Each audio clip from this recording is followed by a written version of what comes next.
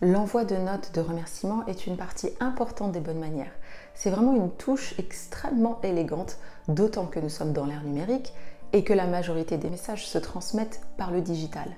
Dans tous les cas, que l'on choisisse d'envoyer un texto, un email ou une note de remerciement en papier, il est bien vu de savoir remercier. Il faut y penser.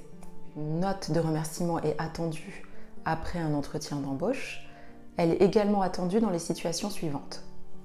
Lorsque vous recevez un cadeau, lorsque vous avez terminé une fête, lorsque vous avez été invité chez quelqu'un et dernièrement, chaque fois que quelqu'un fait tout son possible pour faire quelque chose de gentil. Il est tout à fait acceptable de démontrer sa gratitude par texto, email ou par téléphone. Mais si vous voulez faire une excellente impression, une note écrite à la main et livrée quelques jours après l'événement est l'option la plus élégante. Pensez à écrire à l'encre noire ou bleue, mais jamais en vert, jamais en rouge, et évitez aussi les couleurs un peu trop farfelues. Choisissez du papier de qualité. Vous trouverez en papeterie des sets qui vendent petits cartons ou papier avec une enveloppe assortie comme celui-ci. Vous voyez la qualité du carton. Vous pouvez aussi trouver ce genre de bloc, c'est écrit donc papier à lettres, en général blanc uni, comme celle-ci. Assurez-vous que c'est du papier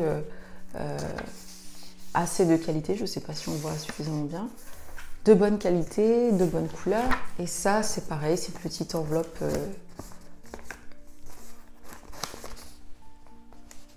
voilà, comme celle-ci. Pas besoin d'être extravagant. Après, je sais qu'il existe des sets avec des thèmes, des petites décorations. C'est bien aussi. J'aime ajouter une petite note perso, ce genre d'étiquette avec mon nom, mon adresse. Ça, c'est celle pour la famille Kabongo, que je colle juste derrière ici. C'est la petite touche élégante perso.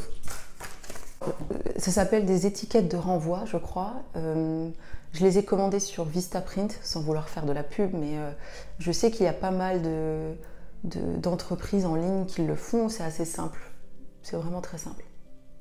Les notes de remerciement peuvent être brèves et précises. Par exemple, plutôt que de dire merci pour le cadeau, il faut dire pour quel cadeau vous êtes reconnaissant. Voici les 2 exemples de notes de remerciement que je vous ai ajoutées dans votre cahier d'exercice en page 31.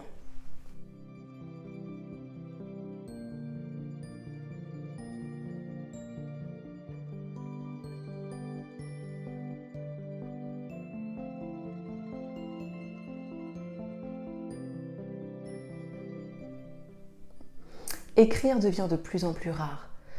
J'aime le papier, la sensation du stylo qui glisse sur la feuille et les idées qui se couchent sur celle-ci.